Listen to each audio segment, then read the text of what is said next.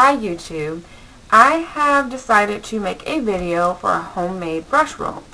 The difference between mine and most that I have seen on YouTube is going to be mine is a no sewing brush roll. If you're like me and you just can't sew at all, then this is great. Or maybe you can't afford a sewing machine or don't have access to one.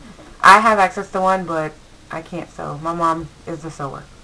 So I also noticed that if you go to try to get pay for one, they're getting pretty pricey for the ones that would have to hold the amount of brushes that I would need or have the right sizes or whatever. And then they'll be in one color, usually black only.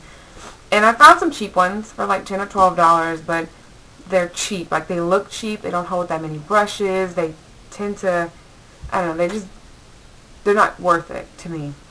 So I made this one. This was my first attempt. And it was under $10. I am going to go through a list and tell you everything, how much I paid for everything and how much the total came up to be. And I hope this helps at least one person. Bye. Okay, first you need some fabric. I got these at Walmart. You can use some old fabric or some old jeans and it won't cost you anything. Or you get you some fabric from the store. But I chose two colors. One for the inside and one for the outside. And yeah, my voice might not match up exactly. I apologize. I also got a piece of felt from Walmart. I use this for kind of padding in between because the fabric is thin. Excuse me. I got a roll of black ribbon, and it's 1.5 inches across. And this actually will do 2 brush rolls. And you're also going to use this for the tie. Of course, scissors. This shouldn't cost you anything. You should have a pair of these laying around somewhere around the house. And ball head pins. I have some of these, and most crafters will. But if not, you can get a container of them at Walmart for about $1, and they look like this. And this is what makes it a non-sewing bag. It's Aleene's Fabric Fusion Pen. They have bottles. Fortunately, they were out of the Aleene's in the bottle, so I had another brand. I take about half of a pen per bag, so yeah. I'm going to only use half the price, of course, when I'm adding it up. The bottle one stinks, by the way, so I'm going to try to use the pen one as much as possible.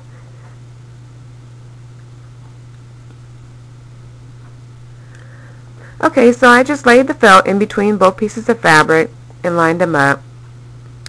I usually will take off about a 1/2 inch on either side of the felt. It's all going to depend on you and how many brushes you want and how big you want your brush roll to be. I tend to just do it this big because I don't want to have to cut another piece of felt. But you can lay your brushes out and figure it out for yourself as far as how long you want it to be. Now, the pieces that we're going to cut off either side, you're going to want to save one because you're going to actually use that for the compartment front.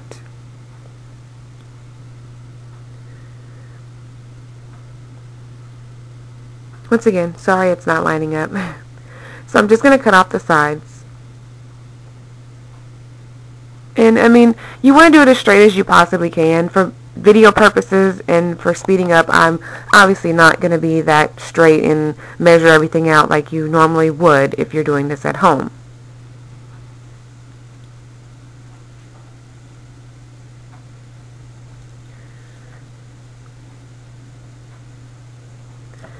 Okay, so now this is what I'm left with, and like I said, save a piece for the compartment. That means you don't need the bottom piece, so I'm just going to go ahead and cut that apart as well.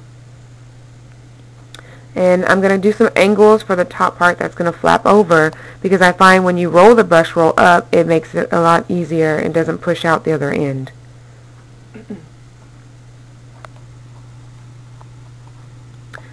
So I just want to move my felt down to the bottom.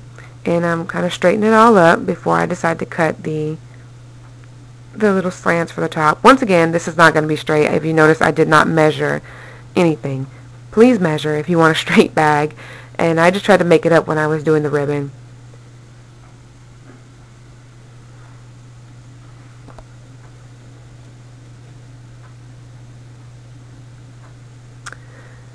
Now you're just going to glue around the edges and in the middle. And use your glue very sparingly because you want to be able to have enough to make a good bond.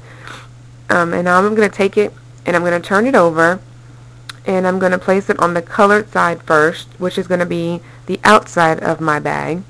And I don't know why I do it first. You can do it in the opposite direction if you like, but I just tend to do it that way first. Once again, use a lot of glue because you want to be able to make a good bond. Flip it over, line it up to the edge. And one thing that is good about this glue is that it dries very quickly, I think, as far as glues go, but you have enough time to move it around if you don't hit a straight edge like I just did right here. You can move your fabric around and kind of get it straight. Press down firmly to kind of get a bond, and I usually turn it over and do it on both sides. And you're just going to repeat the process on the black side. You're just going to line it and press down on your fabric. Make sure it's lined up, evened up on the edges, and press down.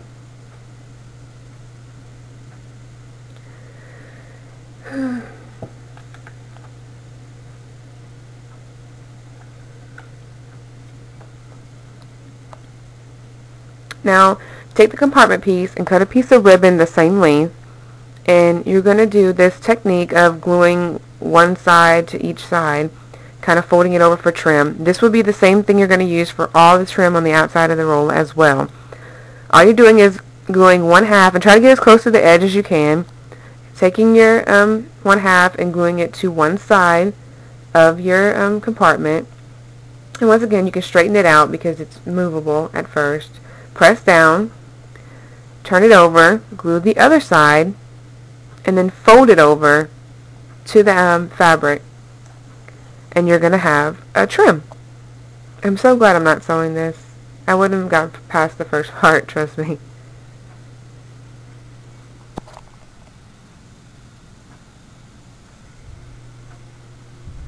Now you're going to want to let the glue dry on each of these pieces for at least 10 minutes, maybe a little longer. It's not going to be completely dry, but it'll be usable. So in between each of these things, it dries for 10 minutes. Okay, so take your compartment piece, and about a ½ inch in from the side, use a pin and pin it. Fold your fabric back and kind of flatten it and make a thick glue line. This is how your compartments are going to be made. So make a thick line because you want it to stick, and flip your fabric back over, press down to kind of make a little seal. Now around this time is when you might want to take all your brushes out and set them out how you would like them to actually be in the bag.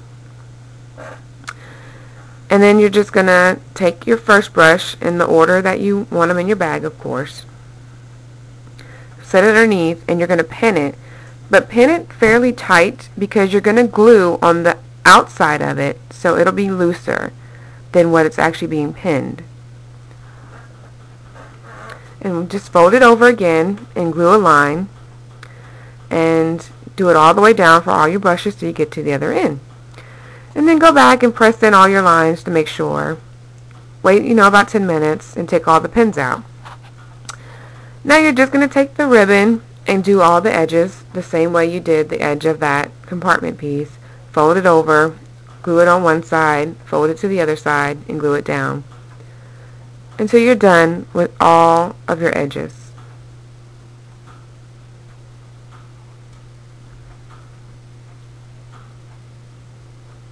And this is what you have. And all your sides are done. It's good on both sides, and all you need to do now is cut a piece of ribbon for your tie, and guess what? You're done. Here's my first one I did. This is what I'm actually using for myself, and I like it. I did change the slants though because it is hard to roll up for the top, and this is what it looks like with my brushes, and it's pretty sturdy. You can pick it up, and if you want to add a piece on the back for a belt instead, that'd be cool too. And here's the one I just showed you guys.